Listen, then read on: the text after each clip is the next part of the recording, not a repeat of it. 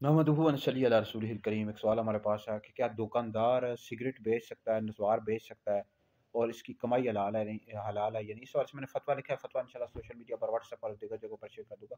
देखिए, दुकानदार सिगरेट बेच सकता है, नस्वार भी बेच सकता है, इसकी कमाई भी हलाल है, ठीक है जी।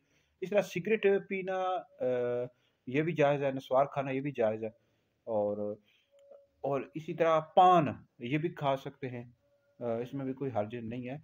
लेकिन याद रखें, जो सिगरेट होता है, नस्वार, इनके ज़्यादा इस्तेमाल से इंसान की जो सेहत होती है ना, उसको नुकसान पहुँचने का बहुत ज़्यादा खतरा होता है। मुख्तलिफ बीमारियाँ लगने का खतरा होता है।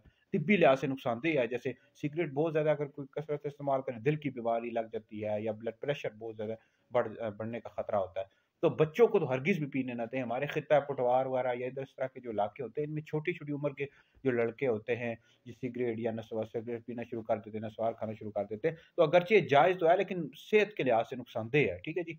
तो इनका इस्तेमाल बच्चों को हरगिज़ ना करें। बड़े अगर करते भी हैं सिगरेट या नस्वार, तो कम से कम इस्तेमाल करें, ज़्यादा इस्तेमाल ना करें, बीमारियाँ बहुत ज़्यादा लग जाती हैं।